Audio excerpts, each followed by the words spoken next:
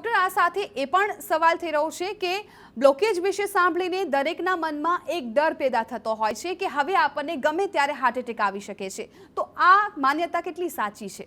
બિલકુલ નહીં.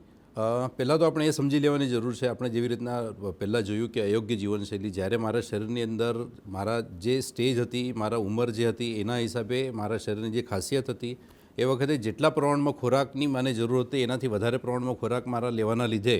શરીરની અંદર ચરબી અને એનું પરિભ્રમણ થવાના લીધે લોહીની નળીઓ જે છે એનું સ્વાસ્થ્ય ખરાબ થાય છે, એની અંદર સ્વેલિંગ આવે છે, એ કડક થવામાં આવે છે અને જેના લીધે બ્લોકેજ ઊભા થાય છે. તો હવે આ બ્લોકેજ જે છે, અયોગ્ય જીવનશૈલી, વ્યાયામ છે, ખર્ચ હું ઓછું કરતો હતો અને ઇન્કમ મારી વધારે હું સમજો કરતી હોય, શરીરની અંદર ચરબીનો ગઠ્ઠા જમી જાય છે, તો એ ખર્ચ ના થવાના લીધે અયોગ્ય જીવનશૈલીના લીધે જે બ્લોકેજ ઊભા થાય છે, એ બ્લોકેજને શરૂઆતમાં જે આપણે વાત કરી એના હિસાબે 5 થી 10 વર્ષનો સમયગાળો થતો હોય છે.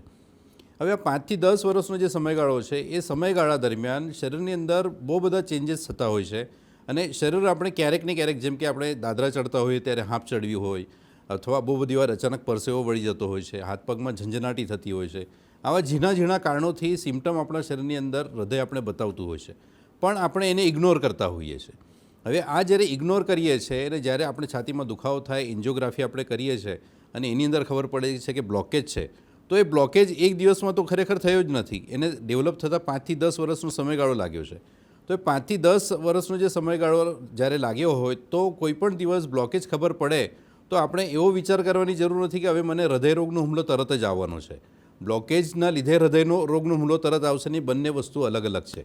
બ્લોકેજ અને હૃદયરોગનો હુમલો, આ બંને વસ્તુઓ અલગ હોવાના લીધે કોઈ પણ દિવસ બ્લોકેજના લીધે તરત ને તરત હૃદયરોગનો હુમલો નહીં આવશે. હૃદયરોગનો હુમલો જે છે, હૃદયરોગનો હુમલો લોહીની નળીઓ જે છે એની અંદર લોહીની ગુઠળીઓ જે છે એ અટકી જવાના લીધે લોહીનો સપ્લાય ઓછો થાય છે, જેના લીધે આપણે હૃદયરોગનો હુમલો આવી શકે છે. એટલે આપણે એક વસ્તુ સમજવાની જરૂર છે કે બ્લોકેજ જે છે એ આપણા શરીરની અંદર ધીમે ધીમે ડેવલપ થાય છે અને આ ધીમે ડેવલપ થયેલો બ્લોકેજ જે છે આગળ જતાં આપણે અયોગ્ય જીવનશૈલી કન્ટિન્યુ થતી હોય, ખોરાકનું પ્રમાણ આપણા વધારે પ્રમાણની અંદર શરીરની રહેતું હોય અને એ ચરબીનું પ્રમાણ વધારે ને વધારે વધ્યા કરતું હોય, સતત એની સામે આપણે ખર્ચ ના કરતા હોઈએ, તો આ બ્લોકેજ આગળ જતાં આપણા શરીરની અને ખાસિયત તરીકે આપણા અથવા હૃદય જે છે એની જે મસલ્સ છે એ મસલ વીક થવાના લીધે આગળ જતાં હૃદયરોગનો હુમલો ક્યારે પણ થઈ શકે છે. એટલે ગભરાવાની બિલકુલ જરૂર નથી. સમજો આપણે બ્લોકેજ ખબર પડતી હોય તો આપણે આપણા શરીરની અંદર યોગ્ય જીવનશૈલી, યોગ્ય આહાર છે, શરીરની જે ખાસિયત છે એ વખતે જે પ્રમાણમાં, જેટલા પ્રમાણમાં આપણે ખોરાકની જરૂર છે એવો ખોરાક આપણે સમજો લઈએ, હૃદયને મજબૂત કરી શકીએ એવા ખોરાકનો આપણે સમજો યોજના કરીએ તો આપણે ચોક્કસપણે હૃદયરોગથી બચી શકીએ છીએ. તો હું કહેવાનો પ્રયત્ન કરીશ કે હૃદયરોગનો હુમલા માટે ગભરાવાની જરૂર નથી, પણ એના માટે એક્શન લેવાની જરૂર છે.